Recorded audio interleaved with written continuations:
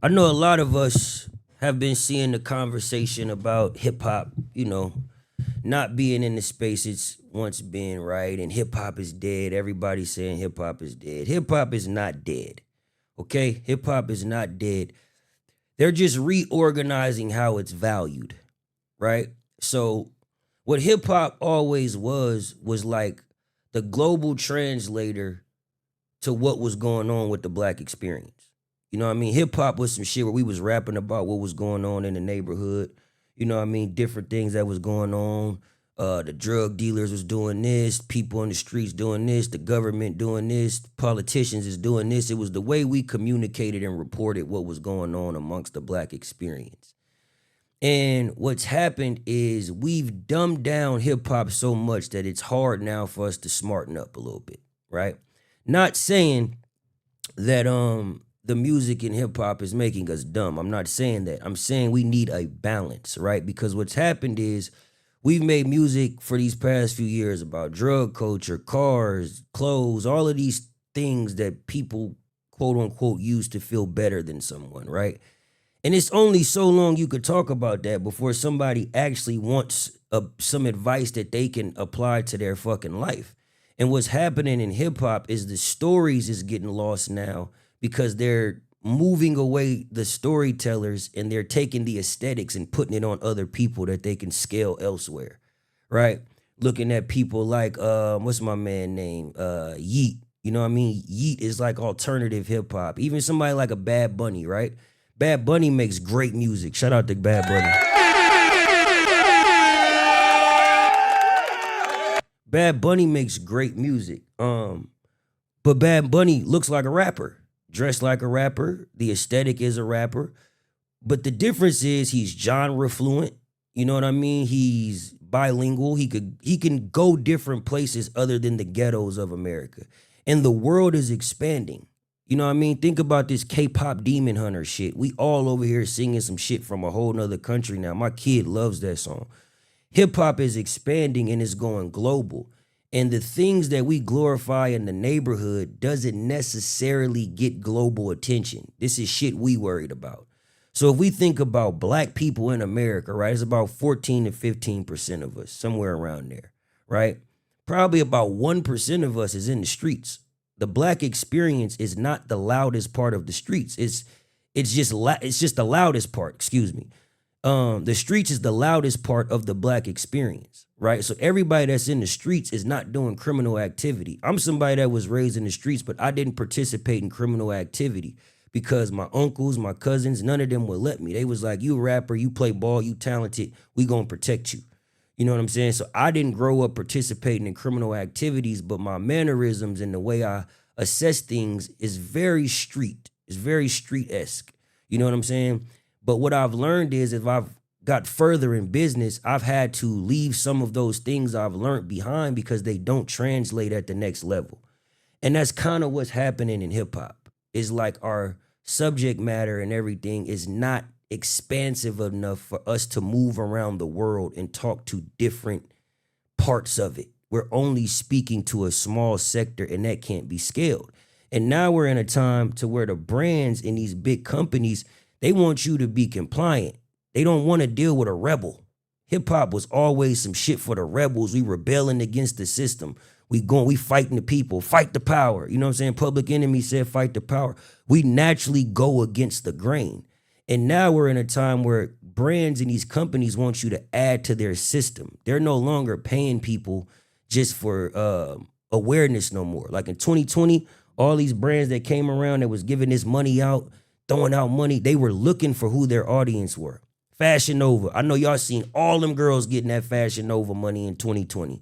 They started figuring out all these girls ain't making us money. They're not bringing in clients. Some of them are. So once they figured out who the audience was, they like, you know what? We just gonna pay you, and make sure y'all stay a part of the team. Everybody else, we'll send y'all free clothes because it makes no sense to pay y'all at this point because y'all not bringing us any traffic.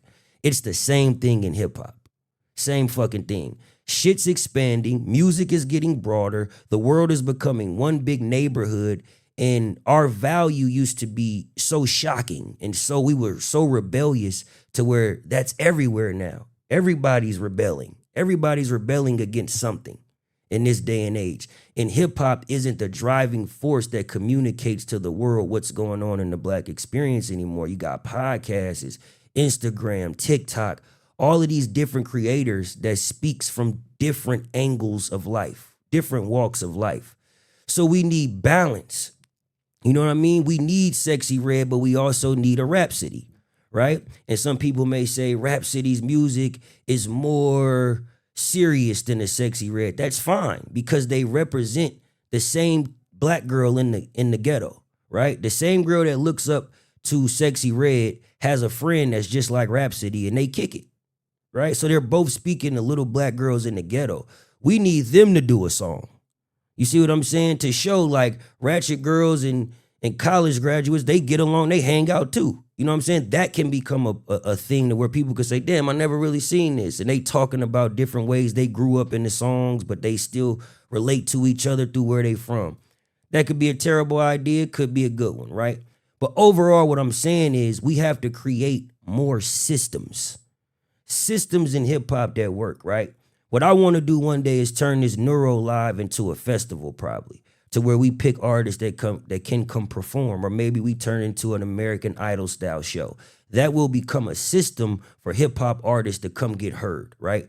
We don't have those. Rolling Loud has removed us, right? The festivals are removing us. The commercials feel we're too rebellious. All of this shit is happening. So we have to create our own podcasts, create our own festivals, create our own apps, create our own platforms to highlight what we're doing as a culture.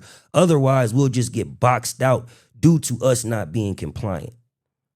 That's literally what it comes down to. Hip hop was never meant to be compliant. And right now they want you to comply to a system that makes them money, whether that's in sports, music, gambling, whatever it may be. And people just aren't with that. You know what I'm saying? People tired of hearing about us talking about taking each other's girls and killing each other and this and that. They've heard it already. Now they want a different perspective. That don't mean they don't want to hear that. That's just all they've been hearing because it's been the loudest sector of hip hop. Now we want to know, okay, after you killed that nigga, what was your time in jail like? Or what was court like? You know what I'm saying? Or what was this like? Or how much did you pay the lawyer? Tell us the experience. Y'all just telling us the good part of shit and not what comes with it. And now people are tired of just looking at the good side of life. They want to know what happened next. In hip hop, we have to grow up now. We're no longer the driving force of youth culture. They got TikTok for that and different platforms and shit like that. We have to find new creative ways to build systems inside of the system. But the problem is we're kind of lost in the system and don't know where to go. And that's because a lot of us just don't want to fucking grow up. Hip hop is the only genre that start calling niggas too old, start calling niggas unk. Start calling niggas this. It's like, no, that's experience. We need that experience. We need a Killer Mike and a Jay-Z just like we need an NBA Youngboy and a Uzi Vert. It's balance. We need both so we can corner the whole world. So if Killer Mike could get 12 people over here and Uzi and them could get 12 million people, now we got 12. And bring them all together. Now we got enough people watching hip hop to here come a Simba, here come a Ray Vaughn, right? Here come these people and the eyes are on us. They're not watching K-pop Demon Hunters. No offense to them, because like I say, my son loves the song. But that's what we're going through. We're not fitting the mold of where life is evolving to. And if we don't mature and grow up and broaden some of our subject matters, broaden our business acumen, broaden some of the things we look at, you know what I mean? We're just going to get left behind and people will continue to lap us and they'll give our aesthetic to a white guy or a Latino guy and they'll go make music for different countries and still come here and rap like an American. You know what I'm saying? So we got to build systems, y'all. We got to build systems. Artists in 2026, don't just look at yourself as an artist. Look at yourself as a system. Think, how can I build a system around me? How can I become an interface to a problem that may be going on in music or in life or whatever that may be? Look at yourself like that. Don't just look at yourself like an artist because they'll continue to take advantage of you. Artists only be worried about the music. We be so worried about the music that we don't learn the business, and then everybody starts doing business around us, and we get left out the loop and get played and exploited and everything because we never understood the business. So as an artist, take this year to understand the business and build a system.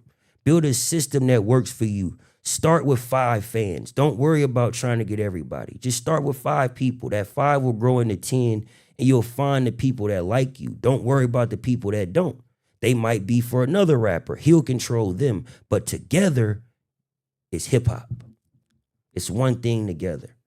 You know what I'm saying? And that's what it's all about right now is the creative community is hip hop. We have to grow up in all facets of life to expand what it is we're trying to do in this business of hip hop.